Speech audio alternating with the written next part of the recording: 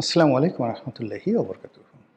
সম্মানিত দর্শক, আজকে যে তারিখটিতে ভিডিও করছি আর আমি যে কাহিনীগুলো বলছি সেই কাহিনীগুলো আজ থেকে ঠিক 2 সপ্তাহ আগের। 2 সপ্তাহ আগে আওয়ামী লীগের একজন অনেক শীর্ষ নেতা, বেশ জনপ্রিয়, শিক্ষিত সজ্জন, আমি ইচ্ছে করে নামটা বলছি না, তো তিনি হঠাৎ করে আমাকে টেলিফোন করলেন এবং বললেন যে, রনি ভাই, খবর শুনছেন নাকি? দুঃসংবাদ। তা বললাম যে, কী দুঃসংবাদ? তো বলছে, সালমান এফ রহমান ওরফে দরবেশ এবং সাবেক আইনমন্ত্রী আনিসুল হক, এই দুজন ছাড়া পাচ্ছেন। আমি রীতিমতো অবাক হয়ে গেলাম যে হাউ ইট ইজ পসিবল, যাদের বিরুদ্ধে এত মামলা এবং শেখ হাসিনার সবচেয়ে ঘনিষ্ঠজন হিসেবে যাদের ব্যাপক পরিচিতি এবং যাদের বিরুদ্ধে গণরোষ তুঙ্গে, আওয়ামী লীগের যে কয়জন লোকের বিরুদ্ধে মানুষের ক্ষোভ রয়েছে, ক্রোধ রয়েছে, তাদের মধ্যে আনিসুল হক এবং এই সালমান এফ রহমানের বিরুদ্ধে ক্ষোভ একেবারে সবার ঊর্ধ্বে। এবং তারা যে পর্যায়ে আছে সে পর্যায়ে সরকার শত প্রোটেকশন দিলেও তারা জনগণের মধ্যে হাঁটতে পারবেন না।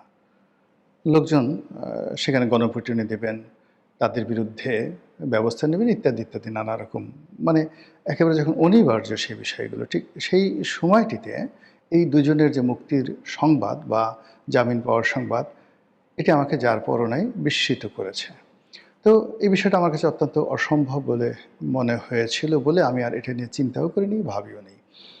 কিন্তু এখন এই 2 সপ্তাহ পরে মনে হচ্ছে যে হয়তো ঘটনা সত্য। হয়তো ঘটনা সত্য হতে পারে। আর তাই যদি হয়, তাহলে রাজনীতির কপালে দুর্ভোগ আছে, রাজনীতির কপালে অশনির সংকেত আছে এবং শেখ হাসিনার পতনে আমরা যারা উল্লাস করেছিলাম, শেখ হাসিনার পতনের জন্য যারা এই বাংলাদেশে সুদীর্ঘ 17 বছর লড়াই করেছেন, সংগ্রাম করেছেন, তাদের সকলের মুখে রীতিমতো চপেটাঘাত বা জুতো পিটা পড়বে। আপনারা এখন সবাই স্পষ্টভাবে জেনে গেছেন যে শেখ হাসিনার পতনের পেছনে মার্কিন ডিপ স্টেট পলিসির হাত ছিল। এই মার্কিন ডিপ স্টেট পলিসির কারণে আমেরিকা ভারতকে নিউট্রাল করে ফেলেছিল আওয়ামী লীগের বিষয়ে। 2 নম্বর হলো, তারা অস্ত্র দিয়ে, হাজার হাজার কোটি টাকা দিয়ে, দেশি এবং বিদেশি সন্ত্রাসী দিয়ে, শুটার দিয়ে, মানে যারা গুলি করতে পারে নিখুঁত নিশানায়, এবং নিজেদের FBI থেকে শুরু করে তাদের যে সকল গোয়েন্দা সংস্থার লোকজন রয়েছে তাদেরকে বাংলাদেশে পাঠিয়ে এই বাংলাদেশে যে তারা জুন, জুলাই, আগস্ট 2024 এই 3টি মাসে তাণ্ডব করেছে, এই গুজব এখন সারা বাংলাদেশে মশহুর। ওয়েস্টিনে একজন আমেরিকান কর্নেল মারা গেছেন, আপনারা জানেন। আজ পর্যন্ত তদন্ত হয়নি। ব্রিগেডিয়ার সাখাওয়াত যে কথা বলেছেন যে বিদেশি লোকজন, যাদের চেহারা আমাদের মতো নয়, তারা 7.62 বোরের স্নাইপার রাইফেল হাতে নিয়ে সিভিলিয়ানদের পোশাক পরে আর্মি, পুলিশ এবং সাধারণ জনগণের উপর গুলি চালিয়ে মারাত্মকভাবে সন্ত্রাস করেছে এবং বহু মানুষকে খুন করেছে। এটা এখন একটা মীমাংসিত সত্য। এই সত্যটি স্বীকার করে বিচার করাটা এখন আমাদের জাতীয় দায়িত্ব এবং কর্তব্য। তো এই যে মার্কিন ডিপ স্টেট, তারা তাদের কর্ম করার জন্য নিজেদের ভাড়া করা লোকজন এনেছিল, এই দেশে তাদের এজেন্ট নিয়োগ করেছিল। সকল রাজনৈতিক দলের মধ্যে তাদের এজেন্ট ছিল এবং সকল রাজনৈতিক দলের মধ্যে তাদের একটা কমিউনিকেশন ছিল। এটাই স্বাভাবিক। সেই অর্থে আওয়ামী লীগের যারা লোকজন ছিলেন তাদের অনেকের সঙ্গে মার্কিন এই ডিপ স্টেটের সংযোগ ছিল এবং আমেরিকা সেই আওয়ামী লীগের নেতাদেরকে বোঝাতে সক্ষম হয়েছিলেন যে শেখ হাসিনার রেজিম পরাজিত হলে উচ্ছেদ হলে তোমাদেরকে পুরস্কৃত করা হবে। দুঃখজনক ঘটনা হলো যে বেঈমান এবং মুনাফিক যারা, তারা জীবনের সবচেয়ে বড় যে ভুলটি করে, নিজের সব কিছু বিসর্জন যেতে পারে, নিজের জীবন চলে যেতে পারে, তারপরও তারা কিন্তু লোভের বশবর্তী হয়ে তারা বিরাট ঝুঁকি নেয়। তো সেই অর্থে সালমান এফ রহমান এবং আনিসুল হক তাদের যে ঝুঁকি নেওয়াটা, এটা অস্বাভাবিক কিছু নয়। এবং এটা এই 15 দিন পর আমার বিশ্বাস হচ্ছে যে সাম্প্রতিক সময় ভারতের আলোচিত সংবাদ মাধ্যম নর্থ ইস্ট সাংবাদিক চন্দন নন্দী একটি রিপোর্ট প্রকাশ করেছেন। সেই রিপোর্টে তিনি বলেছেন যে আওয়ামী লীগের 3 জন মন্ত্রী মোহাম্মদ আরাফাত, সালমান এফ রহমান এবং আনিসুল হক, তারা এই আমেরিকার ডিপ স্টেট পলিসির সঙ্গে সরাসরি জড়িত ছিল এবং তারাই ছলে বলে কৌশলে আওয়ামী লীগকে বিপথে দিয়ে আওয়ামী লীগ বিরোধী যারা শক্তি তাদেরকে একটা উইন্ডো করে দিয়েছে এবং আমেরিকার যে ডিপ স্টেট পলিসি তাদেরকে সামনে এগিয়ে দিয়েছে যেন শেখ হাসিনার পতন হয়। এই ঘটনা যদি সত্য হয় তাহলে আনিসুল হক আর সালমান এফ রহমান কেন জেলখানাতে থাকবেন? তারা তো মুক্তিই পাবেন।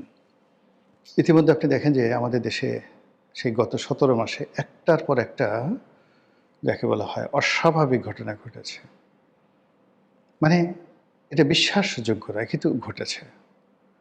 তারেক রহমান সাহেব যেভাবে এলেন, যত দ্রুত যেভাবে নির্বাচন হলো, যত দ্রুত সরকার রাষ্ট্র ক্ষমতা গ্রহণ করলো, যেভাবে যমুনা থেকে ডক্টর মোহাম্মদ ইউনূস বিদায় নিলেন, যেভাবে তিনি নিজের জন্য ভিভিআইপি প্রোটোকল স্বাক্ষর করলেন, এসএসএফের সুবিধা নিলেন, যেভাবে ডক্টর মোহাম্মদ ইউনূসের সবচেয়ে বিতর্কিত যে ব্যক্তি ডক্টর খলিলুর রহমান, তার নিরাপত্তা উপদেষ্টা, যার সঙ্গে সেনাবাহিনীর অহিনকুল সম্পর্ক, দাকুমরার সম্পর্ক ছিল, এবং বিএনপি যার পদত্যাগের জন্য রীতিমতো রাজপথে আন্দোলনে নামার ঘোষণা দিয়েছিল, সেই বিএনপি তাদের মন্ত্রিপরিষদে খলিলুর রহমানকে অন্তর্ভুক্ত করেছেন, তাও পররাষ্ট্রমন্ত্রী হিসেবে। বোঝার চেষ্টা করুন যে সুতার যে নাটাই, ঘুড়ি যে উড়াবেন আপনি, সেই ঘুড়ির যে বেঁধে রাখে সুতো, সেই সুতো যে নাটাই, সেই নাটাইটা এখন কার হাতে, কিভাবে চলছে? নাম্বার 1। নাম্বার 2 হলো যে তড়িঘড়ি করে নির্বাচনের 2-3 দিন আগে, সেই ফেব্রুয়ারি মাসের 9 তারিখে আমেরিকার সঙ্গে একটি নন ডিসক্লোজার চুক্তি হয়েছিল। কী চুক্তি হয়েছে আমরা জানি না। আমাদের দেশে কি মার্কিন সেনাবাহিনী পোতাশ্রয় স্থাপন করবে? এখানে কি ক্যান্টনমেন্ট করবে? সামরিক ঘাঁটি করবে? এখানে কি তারা কোনো তাদের রাডার স্থাপন করবে? তারা কি সেন্ট মার্টিন দ্বীপ লিজ নেবে বা নিয়ে নেবে? ইত্যাদি নানা প্রশ্ন রয়ে গেছে। এর বাইরে যেটা আমরা জানতে পেরেছি যে আমেরিকা থেকে বোয়িং প্লেন কিনতে হবে বহু সংখ্যক, যার ডিল হবে 36,000 কোটি টাকা, অর্থাৎ 36,000 কোটি টাকা মূল্যের আমেরিকার বোয়িং প্লেন আমাদেরকে কিনতে হবে, এই চুক্তি হয়েছে। এর বাইরে আমরা এখন চীন থেকে যেভাবে গোলা বারুদ, অস্ত্রশস্ত্র সংগ্রহ করছি পুলিশের জন্য, মিলিটারির জন্য, এই জিনিসগুলো এখন থেকে আমেরিকা থেকে আনতে হবে। এর বাইরে আমেরিকার বহু সংখ্যক পণ্য, প্রায় 3,000-এর মতো পণ্য বাংলাদেশে আসবে বিনা শুল্কে। এরকম চুক্তি স্বাক্ষরিত হয়েছে, যেটি পত্রপত্রিকায় আসছে। যেটা আসেনি সেটি হলো নন ডিসক্লোজার, প্রকাশ করা যাবে না। এখন এগুলো নিয়ে খুব সমালোচনা হচ্ছে, এগুলো নিয়ে নানা রকম কথাবার্তা হচ্ছে, এবং তারই প্রেক্ষিতে জনাব খলিলুর রহমান পররাষ্ট্রমন্ত্রী, তিনি খুব সুন্দর করে একেবারে স্পষ্ট বাংলায় বলে দিয়েছেন। তিনি খুব চমৎকার করে বাংলা বললেন, ইংরেজিও খুব সুন্দর করে বলেন, এবং ডক্টর মোহাম্মদ ইউনূসের জমানাতে বোঝা যায়নি যে এই ভদ্রলোক এত সুন্দর কথা বলতে পারেন। তো তিনি স্পষ্ট করে বলেছেন যে এই যে চুক্তি হয়েছে, নন ডিসক্লোজার চুক্তি হয়েছে, সেই চুক্তির ব্যাপারে দেশের প্রধান দুটি রাজনৈতিক দল তাদের সম্মতি নেওয়া হয়েছিল। ডক্টর মোহাম্মদ ইউনূস একা দায়ী নন, আর ইচ্ছা করলেই এই চুক্তি থেকে বিএনপি বের হতে পারবে না, জামাত এই চুক্তির বিরুদ্ধে টু শব্দ করতে পারবে না। এর কারণ হলো এই চুক্তি স্বাক্ষরের আগেই তাদের কাছ থেকে সম্মতি নেওয়া হয়েছিল, এবং এই কাজটি আমেরিকা কিভাবে করেছে? আমেরিকা উপরে দেখিয়েছে তারা জামাতকে ক্ষমতায় আনবে। জামাত বলেছে দাও, কেল্লা ফতে দেড় যাক, যা কিছু হোক তাতে আমাদের কি? ক্ষমতায় আসেনি, তারপর দেখা যাবে কি হয় বা না হয়। অন্যদিকে বিএনপির সঙ্গে আমেরিকার সম্পর্ক ভালো ছিল না, এবং শেষের দিকে বিএনপিকে যখন টোপ দেওয়া হলো যে ঠিক আছে তোমাদেরকে ক্ষমতায় আনা হবে, তখন বিএনপি হয়তো এই ব্যাপারে সম্মতি দিয়েছে। আর এই কথা নিয়ে খুব খোলামেলা কথাবার্তা বলতে হচ্ছে, বিকজ এটা আর এখন কোনো গোপন বিষয় না, এই ব্যাপারে সরাসরি খলিলুর রহমান বলে দিয়েছেন। তো সেই নন ডিসক্লোজার যে চুক্তি, সেই চুক্তি বাস্তবায়ন করতে হবে, দেয়ার ইজ নো ওয়ে। এবং এই ব্যাপারে একটা চিঠি দিয়ে জনাব ডোনাল্ড ট্রাম্প আমাদের তারেক রহমান সাহেবকে স্পষ্টভাবে বলে দিয়েছেন। এবং তিনি সেখানে ডিসাইসিভ যে শব্দটি ব্যবহার করেছেন, যে যুদ্ধে সাধারণত এই শব্দটি ব্যবহৃত হয়, মীমাংসিত যুদ্ধ, এবং যে যুদ্ধ একটি দেশের ইতিহাস চেঞ্জ করে দেয়। তো সেক্ষেত্রে আমেরিকার সঙ্গে আমাদের যে চুক্তিগুলো হয়েছে সেইগুলোকে তিনি ডিসাইসিভ অ্যাগ্রিমেন্ট বলার চেষ্টা করেছেন, যে চুক্তি যদি লঙ্ঘিত হয় যুদ্ধ বেঁধে যাবে, এবং সেই চুক্তি যদি বাস্তবায়িত হয় তাহলে বাংলাদেশের ইতিহাস পরিবর্তন হয়ে যাবে। তো এই যে আমেরিকাকে বাংলাদেশে ঢুকানোর ব্যাপারে যারা যারা কাজ করেছেন, তাদের মধ্যে আওয়ামী লীগের পক্ষে যে 3 জন মন্ত্রী কাজ করেছেন, তারা কেন বিপদে থাকবেন? আপনারা জানেন যে মোহাম্মদ আরাফাত এখন আমেরিকাতে আছেন, আমেরিকা থেকে আশ্রয় দিয়েছেন। অন্যদিকে যে 2 জন ব্যক্তি, আনিসুল হক এবং সালমান এফ রহমান, তারা সেনা হেফাজতে ছিলেন। এবং বলা হয়ে থাকে, বা যদি আপনি ধারণা করেন যে এই যে তারা যে সেনা হেফাজতে ছিলেন, এটার পেছনে আমেরিকার গ্রিন সিগন্যাল ছিল। এটা কি অস্বাভাবিক নয়? যেখানে বিসাদৃশ্য হয়েছে সেটা হলো তাদের মোষ কামিয়ে দেওয়া হয়েছে, তাদের দাড়ি কামিয়ে দেওয়া হয়েছে, তাদেরকে লুঙ্গি পরে, তারপর শেষে তাদের গায়ে সেই যে জ্যাকেট পরে তাদেরকে নাটক করার জন্য গ্রেপ্তারের আগে তাদেরকে ঘোরানো হয়েছে স্পিড বোটে করে। এই জিনিসটুকু ছাড়া আর সবই ঠিক ছিল। এখনও পর্যন্ত শিরিন শারমিন চৌধুরী, হুইপ ইকবালুর রহিম, তারা কি সেনা হেফাজতে নেই? না, তারা কোথায় আছে? ক্যান্টনমেন্টে না ক্যান্টনমেন্টের বাইরে? আমরা প্রশ্ন করতে পারছি না, এখন পর্যন্ত প্রশ্ন করতে পারছি না, জিজ্ঞাসা করতে পারছি না।